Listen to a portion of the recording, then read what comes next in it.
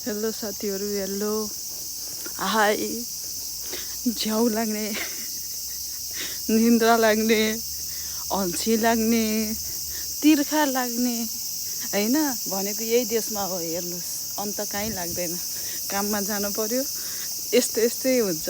कसलाई हुन्छ प्लिज भन्नुहोस् न, मलाई भन्नुहोस् न। कसैको त कमेन्ट आओस् यार, कसैको आउँदैन भाइ।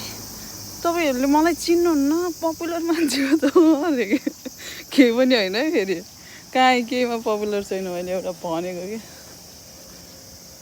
बनाउनुहुन्छ कि पपुलर भनेर भनेको साथीहरू होइन। अनि बनाइदिनु पर्यो। अनि मजाले घरमा बसेर लाखौँ लाख पैसा आउने ब्याङ्कमा होइन। अनि एटिएमबाट झिक्ने खर्च गर्ने हुनु पर्यो कि म भएन, म काम गरेर खान सक्दिनँ है। नआउँदाखेरि चाहिँ कहिले जाने होला, कस्तो हुन्छ होला। स्वर्ग जस्तो हुन्छ अरे भनेको ठ्याक्कै नर्क जस्तो, ठ्याक्कै नर्क। आएपछि 2 वर्षसम्म चाहिँ रमाइलो थियो। ए गेङ्की देश का भन्थे, गेङ्की देश भन्थे होइन। सोधै गर्छन् क्या, थोप्रा यस्तो भएको भएर बिरामी भइसक्यो कि भन्ने क्या। त्यो हामी चाहिँ अब अलिकति स्पाइसी खाने भएको भएर गलेको जस्तो, थाकेको जस्तो देखिन्छ कि के हो होइन। अरू साथीहरूलाई के हुन्छ थाहा छैन। मलाई चाहिँ होइन खालि गेङ्की देशका भन्ने के खालि काममा गयो कि झ्याक्नेहरू म गेङ्की नै भएर त आज त काममा भन्न नमिल्ने होइन। अनि किन सोधेको भन्दाखेरि कस्तो त कहिले निन्द्रा जस्तो देखिछेस् भन्ने, कहिले कस्तो देखिछेस् भन्ने, थाके जस्तो देखिछेस् भन्ने होइन।